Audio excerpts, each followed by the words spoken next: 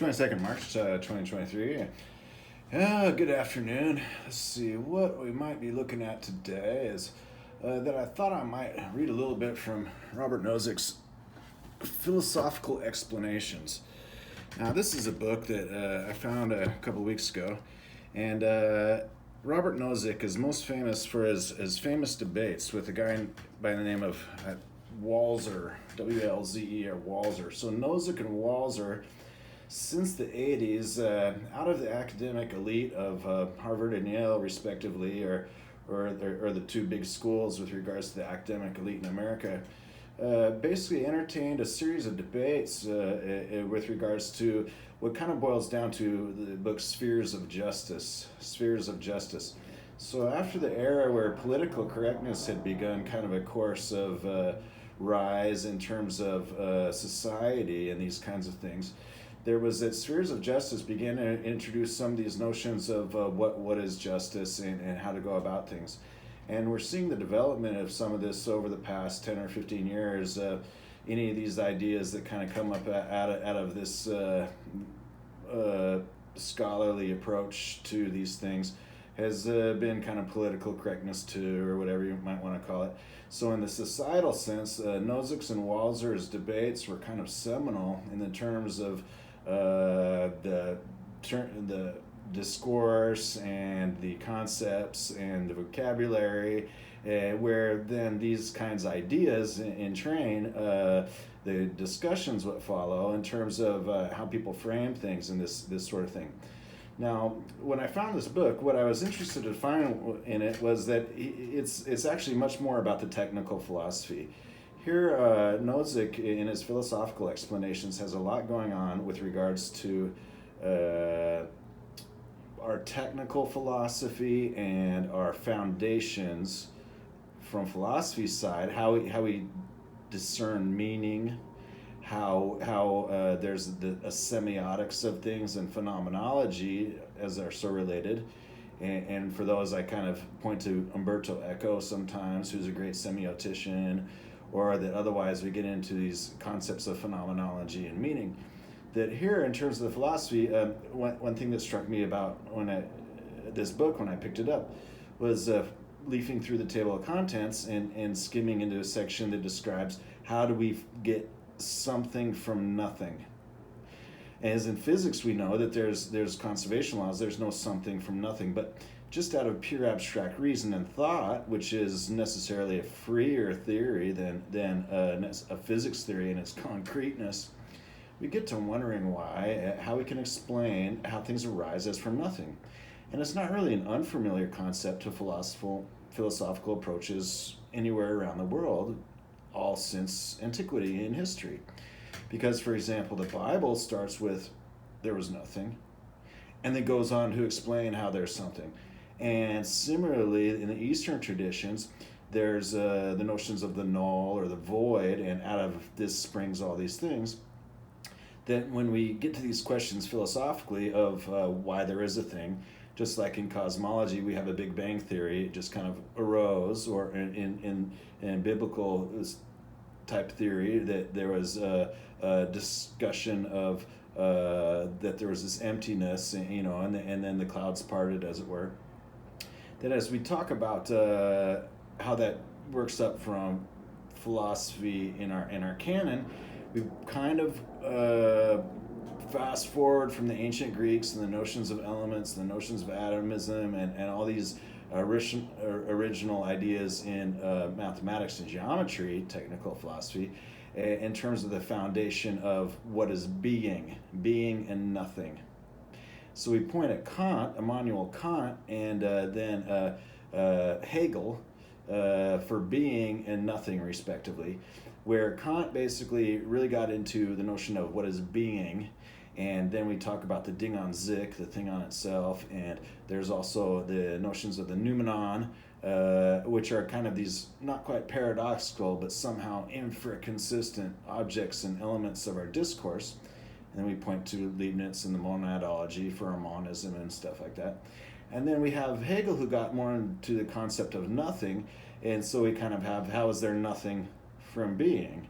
The reverse kind of approach or consideration of, in terms of what those kind of things are or might be. So when we talk about our technical philosophy and our underpinnings, then we even get to how can there be theory from nothing?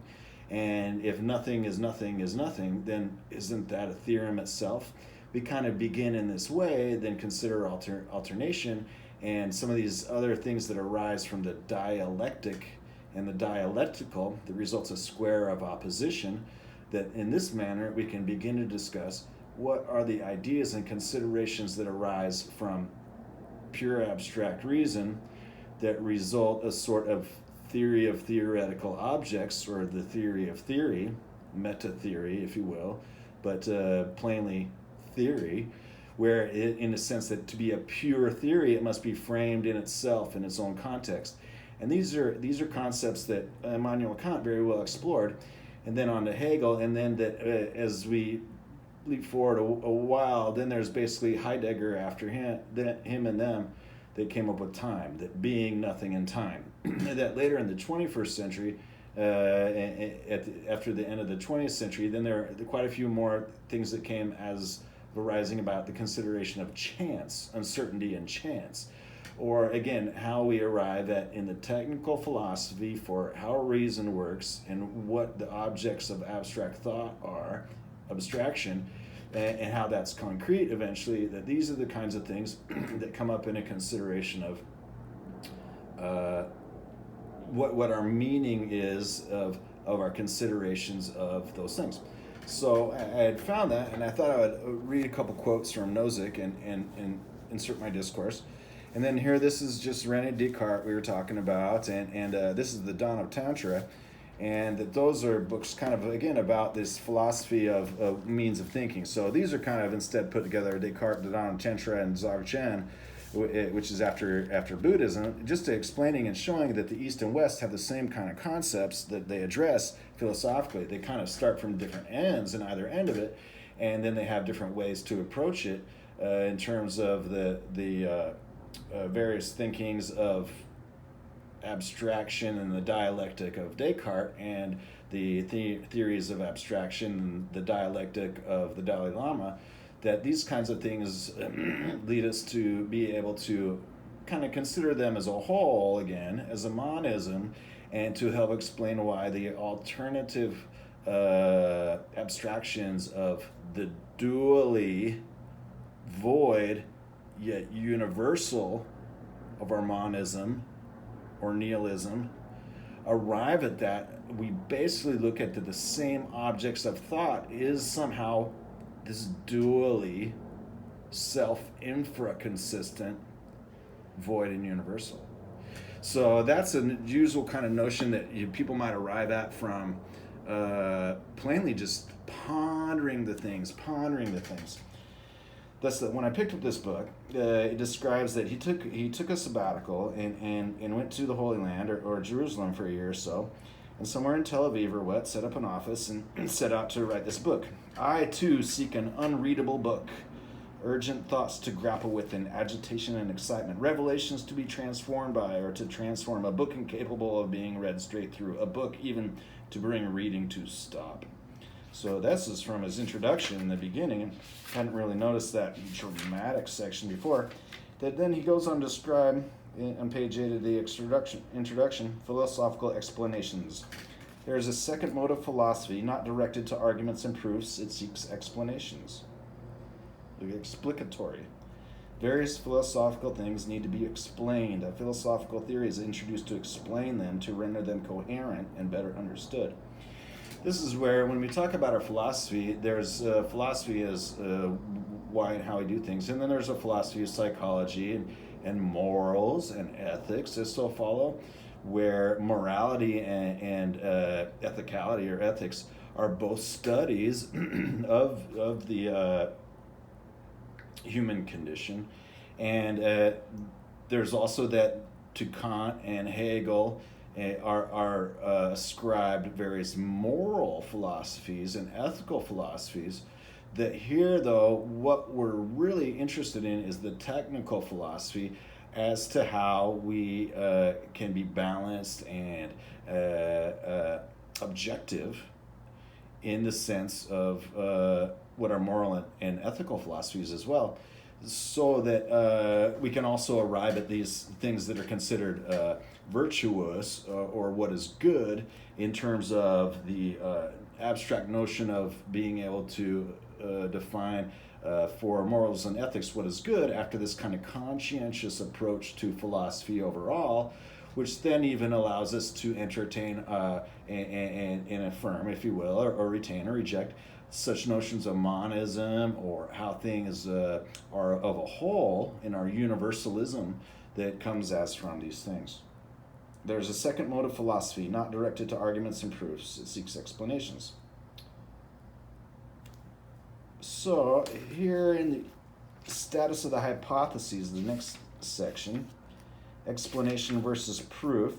Here I don't necessarily follow the entire tact of Nozick's approach here, because these days there's often approaches like, well, nobody's ever going to be able to know all the science of philosophy again, so we'll give up. It's an excuse to just forget about it, to abandon the notion of filling out necessarily all these things because it's proven or that realistically it's not approachable. But so I don't really accept that tact, because I really believe that you still need to have fundamental philosophy and a technical fundament to really be able to approach the foundations and stuff. So that said, when we get into this consideration, I'd like to point to a couple interesting quotes, and perhaps as I have marked the point of the book, why is there something rather than nothing? So this begins chapter 2 on page 115 of Nozick, Philosophical Explanations. And what it has amused me, because it gets into this question of why is there something rather than nothing. And also he points to some things. Chapter 2, why is there something rather than nothing? The question appears impossible to answer. And there's a footnote. That it is perhaps dangerous as well appears to be indicated in Hegel 2:1 of the Mishnah. Whosoever reflects on four things, it were better for him if he had not come into the world. What is above, what is beneath, what is before, and what is after. See also Midrash Rabbah, Sonsino Press, London, 1939. For Leibniz's discussion, see on the radical origination of things in L. Lowmaker, editor, Leibniz Philosophical Papers and Letters, second edition, Riedel Dordrecht, 1969. So back to the text. Any factor introduced to explain why there is something will itself be part of the something to be explained. So it, or anything utilizing it, cannot explain all of the something. It cannot explain why there is anything at all. Here this reflects back to this original notion of, well, that's something, that we get to arising from the very notion of that this thing exists, that it exists, and then that things exist, and correspondingly that we get into the plural and what are called the quantification, that quantifiers are generally, for logic's sake, either the existential quantity, there exists something so stipulated, or to let it be so, to assume it be so, and that for any or for all there are these things. So in the sense of it's the universal quantifier. So for the existential quantifier, it's along the lines of that there's to be stipulated or demonstrated, that there's to be defined or derived, that there exists a thing. And then this is in a sense often enough usually restricted to the unique existential quantifier. There exists exactly one of these things. Then for the universal quantifier, it's usually kind of written as for all or for any. That for any of these, it is as of those. Or for any P, for any Q, if P equals Q, then any predicate that applies to P applies to Q. That these kinds of universal statements are as under the quantifiers according to these bound and unbound variables, or bound and independent variables in terms of what are constants and variables. When we start with a setting that a value, it as may well be, is again this abstract, dually self, infraconsistent, null and void, universal and whole, constant and variable. That we get back to that the only constant is change, or that the geometry is motion, and these kinds of things. that reflect that at once in our dialectic when we try to address how things are abstractly fixed and concrete, that there's this diversity and variety that are always on the flip side, as it were, and that they flip around. Kind of like when we think of Einstein and his rejection of the probabilistic foundations of quantum mechanics after that being probabilistic would mean that it would be indeterminate. He said God does not roll dice. Well, in here is God only had to roll one die once and is still rolling. And this is our consideration. Any factor introduced to explain why there's something cannot explain all of the something. It cannot explain why there's anything at all. Explanation proceeds by explaining some things in terms of others, but this question seems to preclude introducing anything else, any explanatory factors. So here it seems that when we talk about first principles and final cause, are that these are the two things that are either end and somehow the same thing, that our first principles are our axioms. These are the laws. From these unfounded stipulations, all as follows, that we want these to be elementary, that we want these to be independent, that they don't interfere with each other nor contradict each other, nor do they need each other to establish what parts they do.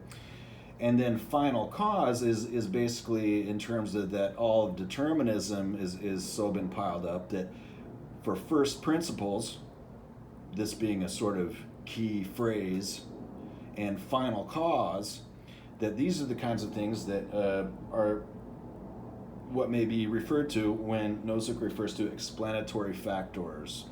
That otherwise, in the middle, of course, where we are humans, we live in the human condition, in the human state, we are not omnipresent or omnipotent beings by any means, yet we still have at least this picture in our minds of this abstraction of thought, that what's explanatory is the heuristic, thus that in the utilitarian and what's the applied, we get into our engineering sense, what's close enough, or how we could be almost sure that our certainty is high of these things in terms of correlation vis-a-vis causation in coincidence. That then when we talk about these kinds of ideas that arise from that there are these absolute universals for our relative perspective, you and I and each other, and that then we address what is the consideration notion of the objective and subjective. Now, before Ayn Rand came up with objectivism as kind of a capitalist thing, again in philosophy, we have with the notion of the objective and subjective as that the objective is independent and uninfluenced by our perceptions, whereas the subjective is necessarily or gratefully dependent on our perceptions, the objective and subjective.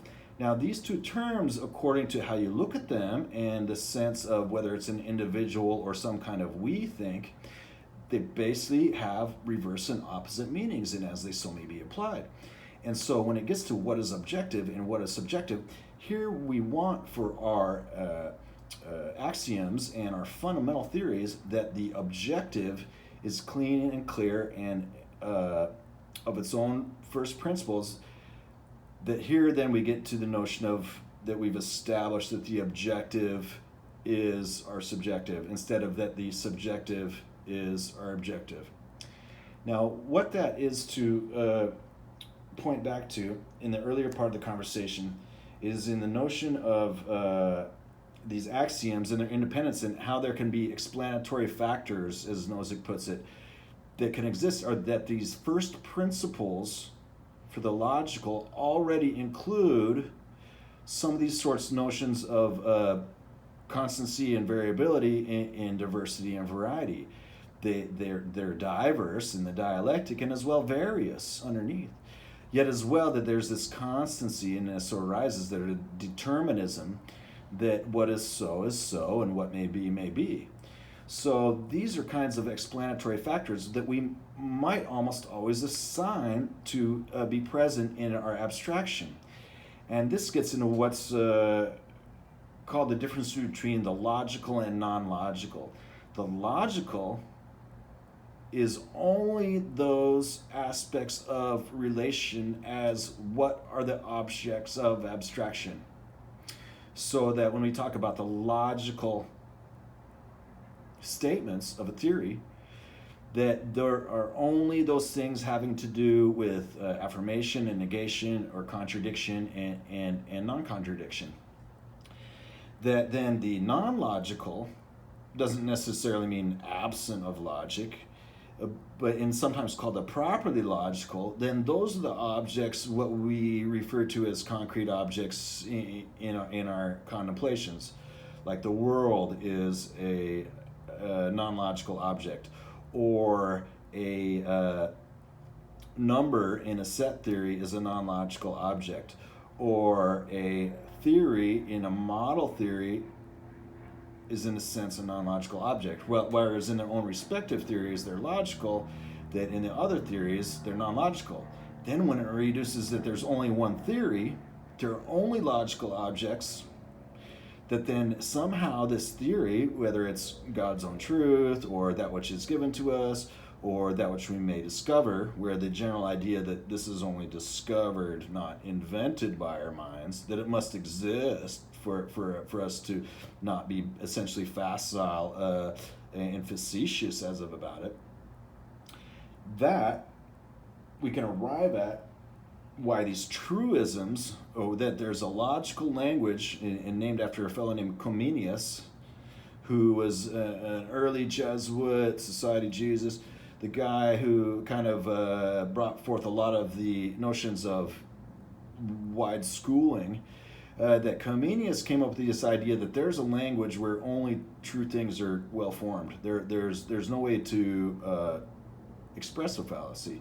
This is an abstract, logical kind of thing that then so reflects that in this sort of language, then when we talk about that as an abstraction for a model theory and this kind of stuff, that it so results that our other languages where we talk about the well-formedness of well-formed formulas and the after the establishment of variables and quantifiers, where there's one particular variable and it's got infinitely many implicit quantifiers in front of it, that for the most part we use one of those variables split into multiple variables and each one has all their quantifiers as to them, that after the affirmatory, which basically follows the negatory, then in this Comenius language of only well-formed formulas as truisms, that when it results that we get into what would otherwise be a logical paradox, that in our logical objects, there's only logical paradox of logical objects. All other non-logical objects in their paradoxes, or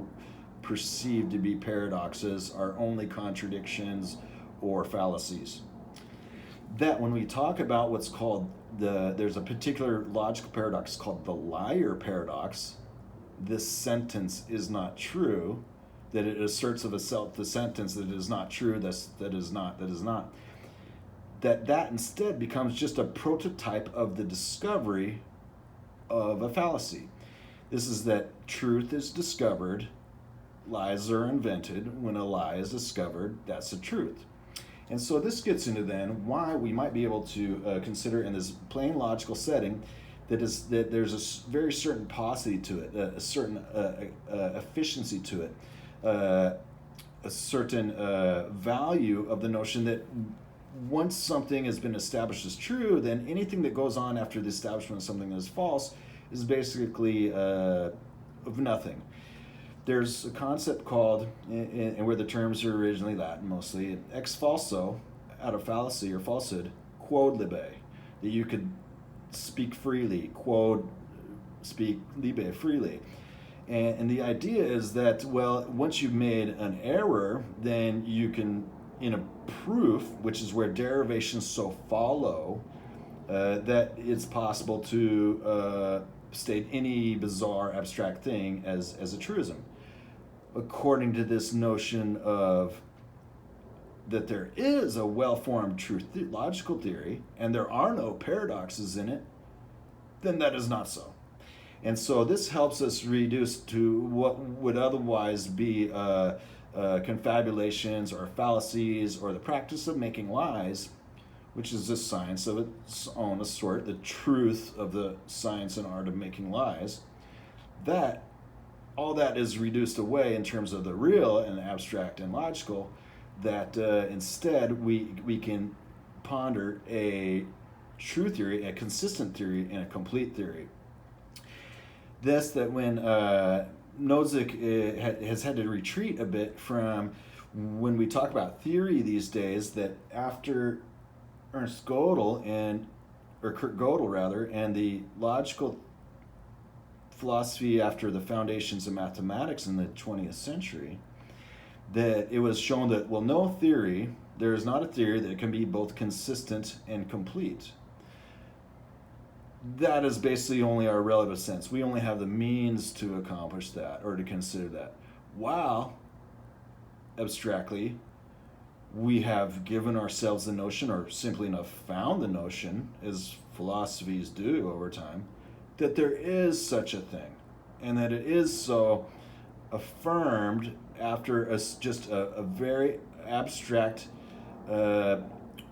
protocol of that it exists and true and complete and consistent and concrete and constant, that our view of it can change, and that it is again as so, then we can state things in a forward and straight and direct manner, establishing first principles, thus that final causes can so arise as of these fundamental first principles of the objects of our milieu, which is where Nozick asks that we have explanations and explanatory factors, those being the utilitarian heuristics that we can enumerate ourselves and so provide that at the same time we have common sense, reasoning, thinking, and clear thinking, and the ability to balance opinion and the ability to deal with uncertainty, that it's as well possible that there's an absolute theory or the heavens above us that is so perfect and true.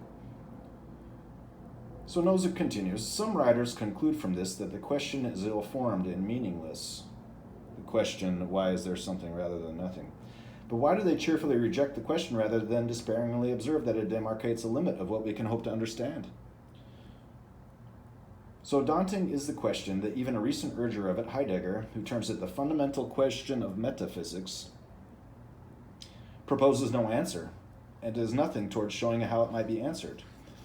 So then this is, reflecting back on what we've just considered, that there's not ex falso quod libe, there's the old type of quotes is like, if you don't know everything about it, it's better you say nothing. Or like there's the Japanese proverb, if you believe everything you read, maybe you shouldn't, and this kind of thing. Nozick's philosophical explanation is it is reasonably enough an important work, and it well expressed some of these things. And here he points to this question of why is there something rather than nothing, and thus why is it the root of their theory, that when we look back at this dually void and universal as our kind of object, the Ding an sich and the noumenon and the monad of Leibniz's monadology and the world, that it's possible to consider again that these Platonist notions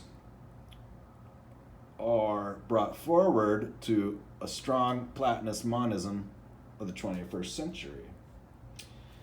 And so after noting that as far as 20th century physics, philosophy of physics is concerned, that yes, it's indeed a thing, and that over time that all our major works like the Upanishads and the Bible start with it, because that way you don't need another book. And that then as we get into why that actually can be abstractly considered to result that we have a theory of theories, then that can help us then approach what are apologetics about the 20th century's logic and mathematical foundations of its ordinary set theory and Gödel's incompleteness theorems, then about how Gödel's incompleteness theorems basically give us this hatch, this escape, this means of egress from what was a closed, incomplete universe to one that's open, complete, and consistent, essentially, again, reflecting upon these means. Now, before I go on a little bit, I'd like to mention something about Platonism. Now, Plato is famous for the Platonic solids, like the regular polygons, and that they're ideals, that a sphere is an ideal thing. It exists outside our mind, besides the fact that we have very close approximations in our perception and our things. And so some people think when you say Platonism, that means only the realm of the abstract. That there is a realm of abstraction that exists absolutely, regardless of whether or not we are here, or whether or not it's aliens on a far-off planet thinking the same thing.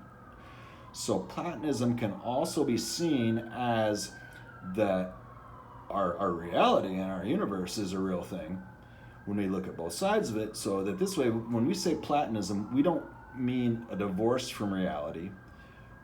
We can instead mean as well the fulfillment of reality. So that's why Platonism is a touchstone of these things, because it's that there's perfect ideals, and that then this monism is that there's a whole thing, and this is a great thing. And then when we get into our milieu and the explanations here, as Nozick begins to describe, that those are simply a compromise, or rather of sorts that we never want compromise, because it means something had to give. That it's the decision we take to gain the tractful and the utilitarian and for the applied, when otherwise we still attain to this perfect continuum of the monism, and indeed that is the first principle of what is our final cause, as far as then we still proceed in our free will and our own inner and personal determinations of things, and whether or not it's free will, that you can model it as free will in the sense of why we're not otherwise simply bound to our destiny and fate.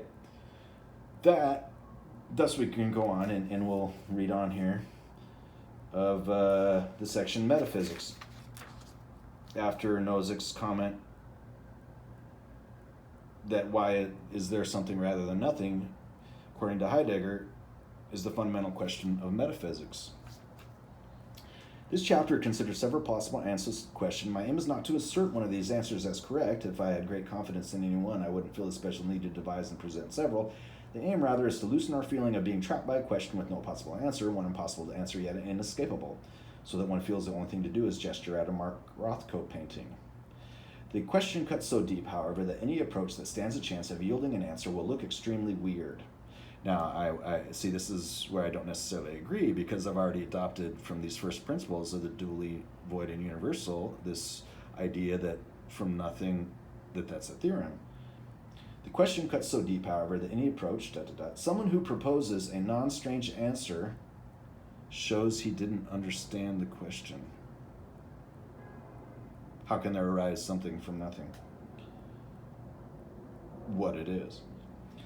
To Nozick, since the question is not to be rejected, though, we must be prepared to accept strangeness or apparent craziness in a theory that answers it. See, again, I'll disagree with this, although here he's just saying that once we have an abstract realm of all these things that might entail logical paradox, before we get started, we need to have one that doesn't have any logical paradox. Else, otherwise, by the approbation of various parts of what becomes then truth, that if it's not whole cloth truth, there's not much to be said of it, except that ex falso quod libe, and that thus it has no explanatory power at all. So here, Nozick in a casual sense and in a jocular sense almost, but in a familiar sense, but as well in something that accomplishes that trying to consider these things is not necessary for the faint of heart or the weak of spirit, that is still so possible to so proceed. He says, still, I do not endorse here any one of the discussed possible answers as correct. It is too early for that. It is late enough in the question's history to stop merely asking it insistently and to begin proposing possible answers. Then he goes on to explanations, and it's all quite prose, and about such truths, P, lacking further explanation, that they as truths they must either be plain facts or that they are first principles or final causes, that they're independent in our theory. Within the factual realm, he mentions, facing the question, suppose a principle, and here I'm just kind of looking along, inegalitarian theories. We have egalitarian theories where what's objective and subjective is objective and subjective for you and me both. Inegalitarian theories are those which we may consider game theory, we may consider protocols involving knowledge, we may consider any number of notions of knowledge and the act of thinking and reasoning and why it so follows. That is really what I wanted to read from Nozick, was his emphasis that this sort of question of why is there something rather from nothing, or how from all of this is our thing, that it is something that can be addressed and answered in terms of the idea of a Comenius language after a canon, that we can start with something so simple and null and void and universal, that then we can go back to Gödel's theorems, the 20th century capstone of modern regular foundations after the Hilbert program, after the foundations of Zermelo-Fraenkel set theory, which is a theory defined in terms of one relation, and how we use that for all manners of descriptive set theory, the logical objects according to application of first order logic, inference, and then the non-logical objects are like all of mathematics is framed in it in descriptive set theory, that then we can provide for Gödel at least two things. One of them is a theory with no axioms, because his incompleteness theorems only apply to a theory with a finite number of axioms. And the other one is one with a universal axiomatization.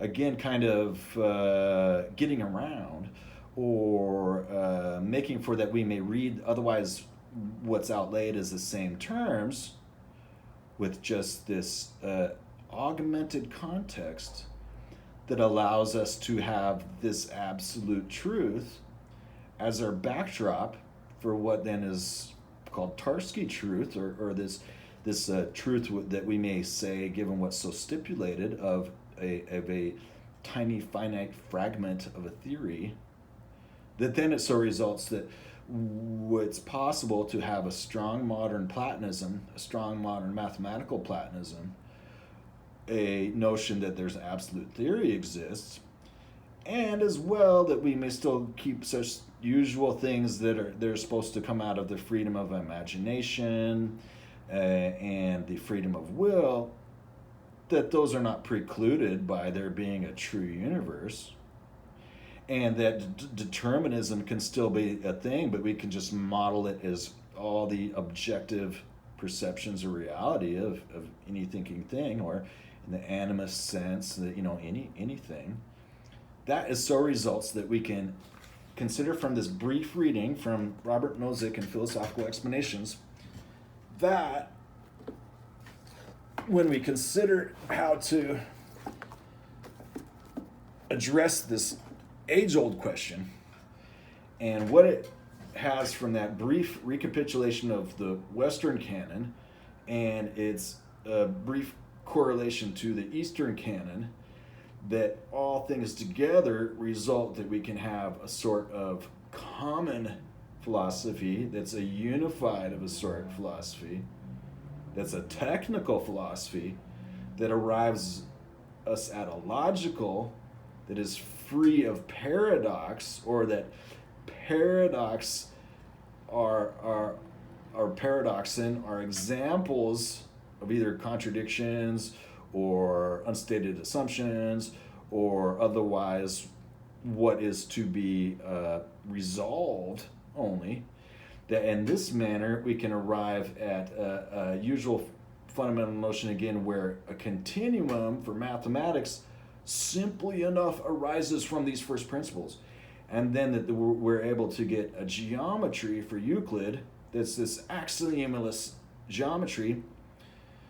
Then that we can talk about how this follows, for example, from recent schools as of the latter 20th century, as for example, John Corcoran, who studies axiomless natural deduction, that for such projects as a square of opposition and a dialectic, that we can begin to become objective while as well founded in foundations of philosophy and foundations of technical philosophy, for foundations of mathematics, including geometry, that result a mathematical universe hypothesis, complete, foundations of physics, from first principles. And that is our cause. All right then, good day.